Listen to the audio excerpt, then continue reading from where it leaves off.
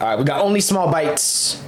I literally meant to check this out like a week ago, and I forgot that this video existed for a minute in the playlist it was in.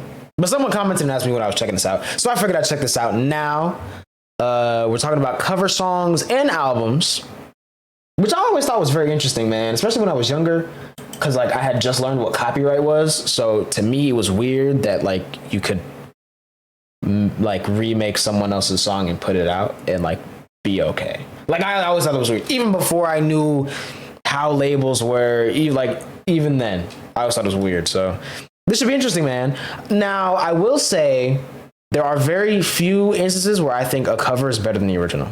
One example is I Go to Sleep by Annika. I forgot who made the original. It's from like 1952 or something, and I think her version's so much better. It not better, but it's better. It's better. Anyways. I know you're there, dude. I said I know you're there. Songs. One of these is not like the other. The time when artists get to steal each other's work and get away with it. It's always cool to see other people doing unique spins of your favorite songs. It's like literally an alternate timeline. So how deep do they go? Are there any covers that totally overtake the original? Has anyone ever gotten into trouble for doing a cover? If I Absolutely. Would I go under or over my covers? All good questions. And in this video, we're gonna answer most of them. And if at any point you end up enjoying this video, then consider covering that subscribe button. Oh, it's covered. And you know what? For this entire year, there's been one question that's been popping up and following me all over my comment sections and social. Oh man, 1 minute animation's coming back. Everywhere. One looming request, and I'm giving it some thought. And I'll make you an offer. If this video gets to 6K likes, 6,000. It's a 10. This is a biggie. It's a 10.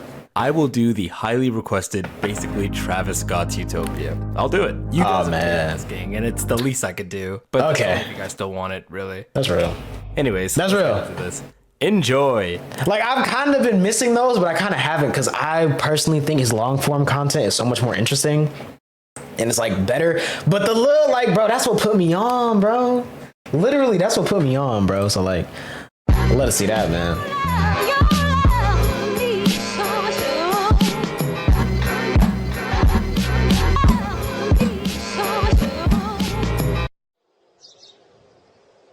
Sam's Sleep Emporium. Here we are at Sam's Sleep Emporium. Don't sleep on us or we'll sleep on you. And they're Yo, what? That's kind of creepy. Bedtime is the best time. You know, I wonder if anyone's ever done a cover of a cover. Has that ever happened before? Like the person covering the cover. Did they know they were doing a cover ×2? How many times am I gonna say this word? Hey there, Delilah. No way, that's a cover. Hey there, Delilah. What's it?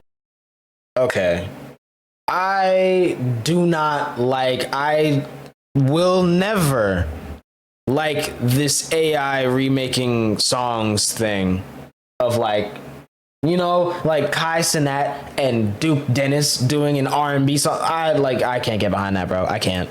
No. You know when you copy I just can't. homework, but you gotta change it a little so it doesn't look like that's what we're talking about today. Cover songs are awesome. The time when you get to see people from all over share their appreciation for the same song. From high-class musicians to that talent show you had in 8th grade. It all counts. These things are everywhere in the music world, and they're a lot bigger than you think. See, covers in essence involve some of them really just fly perfectly under your nose, bro. You don't even know what's a cover until you look up the song on Who Sampled and then find out that it's literally a cover. Taking a pre-existing song and creating their own version of it. But to be clear, this is not a remix, unless stated otherwise. Or a sample, really. But it's not. Sometimes it's not. Listen, and honestly, Bites needs to do a video on remixes because I was thinking about this the other day. I'm making a spreadsheet, right, of albums or projects I need to listen to. Mostly albums, but there's like EPs and singles and stuff in there too. I've noticed that there's some albums that drop with remixes. There's no deluxe, there's nothing like that, and there's just already 4 remixes on the album.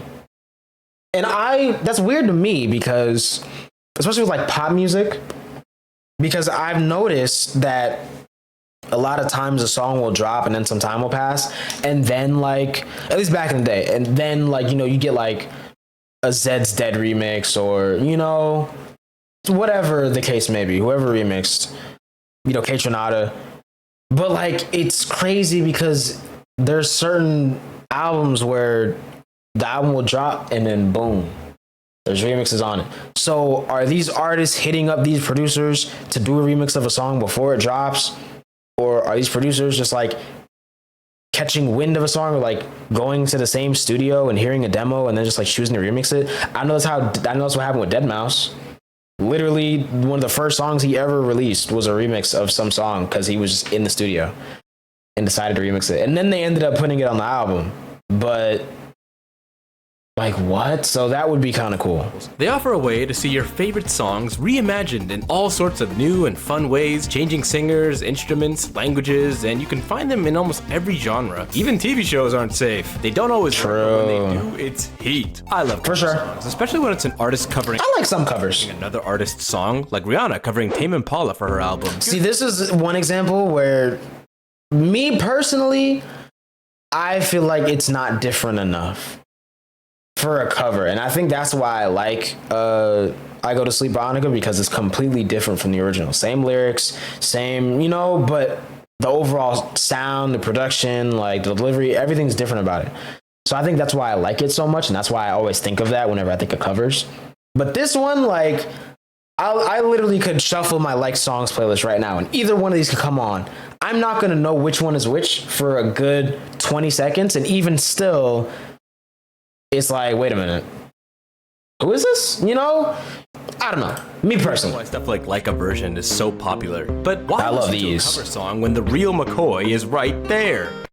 Look, it's right there. Well, there's many reasons. For one, it's like I mentioned earlier, seeing a different take or wanting something else from the same song. Taking something that sounds like this. R.I.P. to GOAT, man. Making it this. You tried everything, but you won't give up. Okay, Snow Allegra is one of those names that I've heard for so long, and I think I follow her like on Spotify and on Instagram. I've never heard anything from her, so like, no, I'm lying.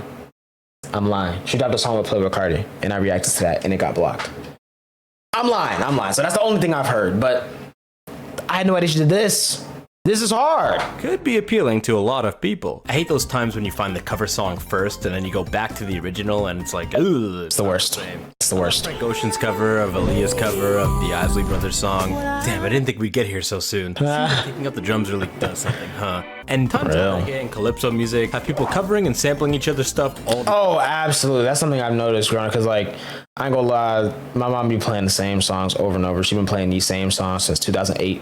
So like, a lot of times I would hear her playing certain music and think it's one song and it ends up being another one. And I'm like, what? Or it's the same song but by a completely different guy, and be like, what? But that's something I've noticed is very common in like older reggae music, which I think is pretty cool. Tweaking some lyrics or instruments here and there. Yeah. This is a perfect example. Perfect example, bro. You ever see a cover not in the same genre? Yes. Weird. It's kind of weird. Actually, I stumbled upon this album one time of like heavy metal remixes of just like regular pop songs. And it was so cool, bro. It's happened a lot, like back in 2001 when rock group Alien Ant Farm covered Michael Jackson's Smooth Criminal and became a chart-topping hit.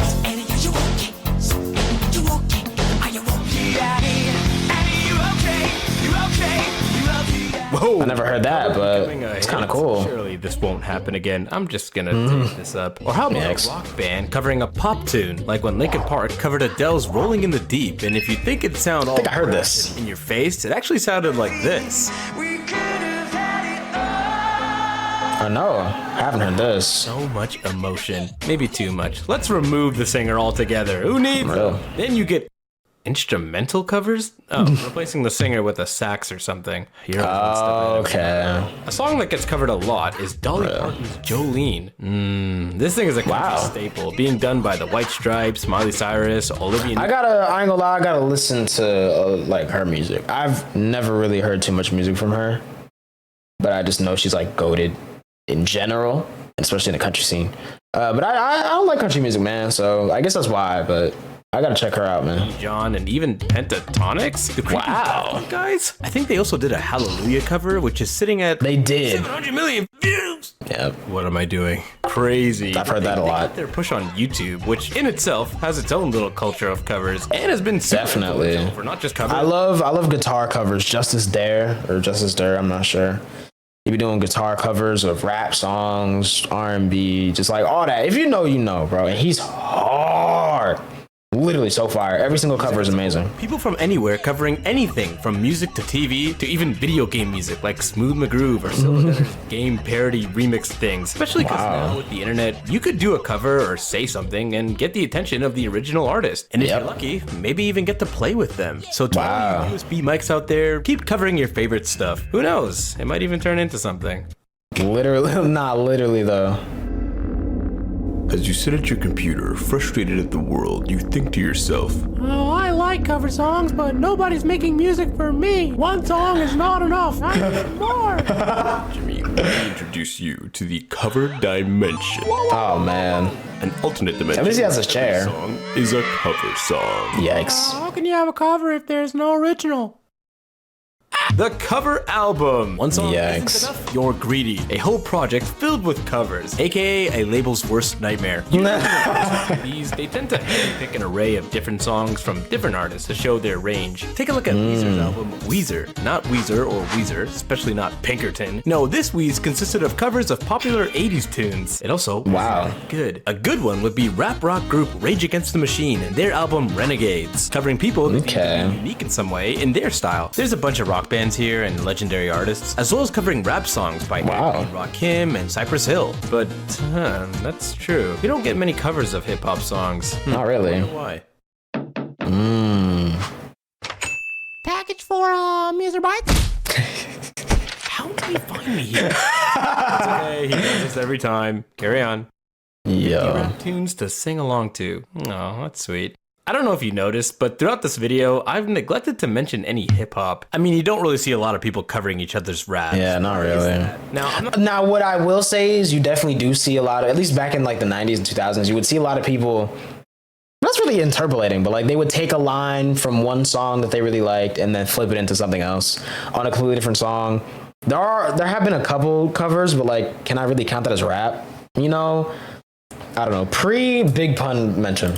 I'm not the first person to bring this up, and it actually has happened before, and I do think I have a legit answer. Only problem is my answer is a whole ass thesis, so the TLDR is there's many reasons. From the poetry side of things, to the cultural aspect, all the way down to the individual rapping. I think that's the big thing though, cultural aspect. A lot of people really hate like biting or, you know, I feel like a lot of people take inspiration the wrong way. They take it personal. They make it seem like someone's trying to be them, when 9 times out of 10 they just like what they do and, you know, blend together are inspired make it hard most for of the one time. person to cover another person's rap. Again, this is just the abridged version. Here's the whole thing if you want to read it, but let me know what your Okay, let's see, man. I gotta do it. version. Here's the whole thing if you want to. There's no more of that. Even rappers covering others. No, true though. I feel like rappers should cover more genres. Plagiarism. Rappers listening. Myself. Okay, that's fair.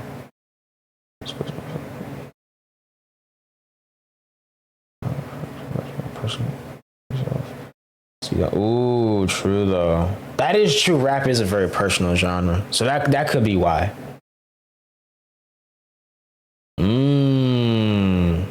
That's valid.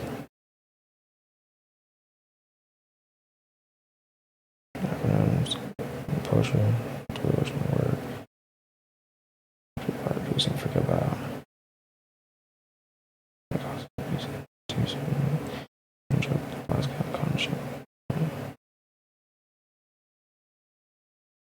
I'm not reading out loud because I'm trying to read faster.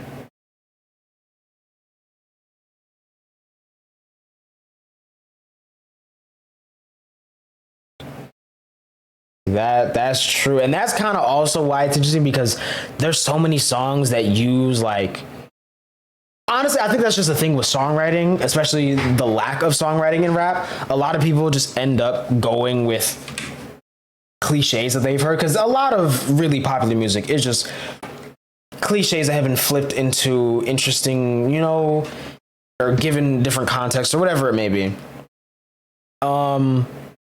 So I feel like that's kind of why also you hear a lot of the same stuff from different rappers, yet you don't really hear covers. It's just weird. A lot of people kind of just freestyle, and when you hear something so many times, it ends up just being something that you end up saying, you know? So I think that's kind of why everyone's always rapping about VVs.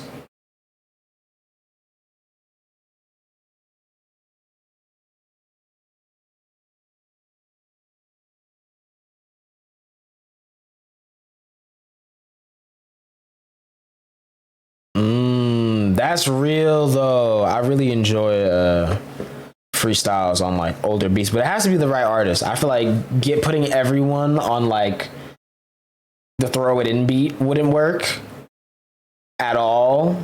But you know, and I say that because Wayne really just like, he's kind of the pioneer of that, you know, kind of hopping on other people's beats and out rapping them on their own beats most of the time, you know. But I don't want to hear just like any old rapper rap on that on like a radio show, you know. But like J. Cole rapping on the Still Tipping beat was crazy, and 93 to 150, you know, that was hard, which he did before. True, man. But let me know what your favorite cover song is, if you have one, any genre. Yeah, I'd have to say I Go to Sleep by Annika. I play it. This is literally in my on repeat playlist. If you haven't heard that song, definitely check it out. I heard it in the what's it called? Russian Doll soundtrack. And I forgot. Spotify's not even playing on my phone right now, so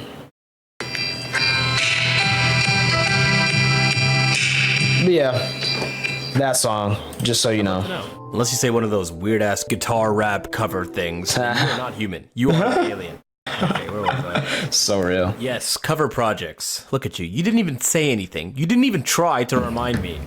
I didn't. Back in 2013, Anderson .Paak was breaking onto the scene with an EP titled Cover Art, where he would cover a bunch of songs. Nowadays, coming out with a cover It's project, actually hilarious. I just pressed shuffle on a different playlist because I have Spotify playing in my other room right now. Literally, Misery Business acoustic version came up, and it made me think of that unnecessary cover of Misery Business on Tickets to My Downfall. I really enjoyed that album, which most people did not, but I really enjoyed that album, except for that song. I feel like that was such an unnecessary cover. projects. Look at you. You didn't even say anything. You didn't even try to remind me. You know, back in 2013, Anderson .Paak was breaking onto the scene with an EP titled Cover Art, where he would cover a bunch of songs. Okay. Nowadays, coming out with a cover project to break through doesn't seem like the best idea. Just make your own song, you lazy freaks. But way back when, this was actually the norm. Real. Ooh. In Technicolor. Let's go. In the past, when wars were more worldy and everyone was racist, it was quite common for Great editing. aspiring artists to include cover songs on their albums as a means to showcase their musical range and potentially get sales. It was way easier to bet on songs that already stood the test of time rather than making True, your own though. stuff. And as you can imagine, song theft was a big problem. The Beatles would actually play a role in challenging this norm with their first project, Please Please Me, which included covers of popular songs while also slipping in some original stuff to unsuspecting listeners. W edit. And it's funny because we always seem to come full circle with peeps like Michael Bublé, Susan Boyle, and jazz band Bad Bad Not Good blowing up, Nah, for covering real. and reviving songs their own way. I mentioned Frank already, and even The Weeknd did it early on. Yup.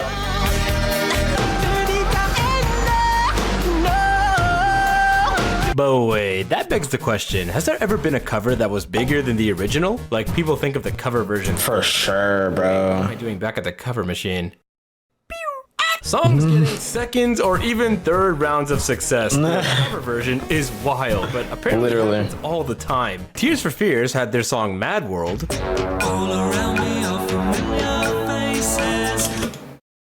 What? How have I never heard this? Get Yikes. completely outdone by Michael Andrews and Gary Jules in 2003. All around me are familiar faces. Moonskin. I never would imagine that this was a cover, bro. And it was for a movie. A more recent Wow. example would be Madcon and Måneskin's versions of Beggin', with Måneskin doing a cover of Yep. Madcon's version. And you can tell they covered Madcon's version and not the original because in Madcon's version, the little rap that they do can be heard in the Måneskin version. Anytime I bleed, you let me go, yeah. An older one is Jimi Hendrix's cover of Bob Dylan's All Along the Watchtower. Hendrix rendition, featured on his album, became a massive hit, surpassing the original in every way. It was so Wow. big, it even influenced Dylan himself, who from then on took inspiration from Hendrix's version when performing the song live. That's Literal crazy. Cover of a cover. Again. That's crazy. And Whitney Houston's signature song, I Will Always Love You, is actually a cover. The original song by, oh shoot, Dolly Parton again. Whitney's version. What? Whoa. Nah, that's crazy. That is insane, bruh. Imagine covering a song, it does so well that they name your documentaries after a song that's a cover. Because it's so... Wow. Just becoming one of the biggest selling singles of all time. No biggie. That's wild, bro. Again, I never would have imagined that. Cover songs, and he gave me some good ones, not gonna lie. Bjork's version of It's Oh So Quiet on her second album is now her signature track. Hallelujah is a Christian staple, and Yeah. although Pentatonic's version is the main version for now, Jeff Buckley and Leonard Cohen's versions are staples in their own right. I was Okay. in JPEG a lot, his version of Call Me Oh, man. Call Me Maybe is so good, bro. Maybe pulling a Gary Jules. David Bowie's song, The Man Who Sold the World, has been covered by a ton of artists, the most popular of which being Nirvana's version for MTV Unplugged, but my personal Okay. favorite being Midge's version. It's just so dark. Streetcar by Daniel Caesar covering Yep. Kanye's song, and Radiohead's Weird Fishes has gotten a couple mixes. Now these are all cool. In fact, ice cold. But there's one cover in particular that I feel speaks to the nature of cover music perfectly. Okay. And I'd be remiss if I didn't at least mention it. Probably one of the most interesting cover songs to ever grace a microphone. This coming from Johnny Cash and his infamous cover of the Nine Inch Nails song Hurt.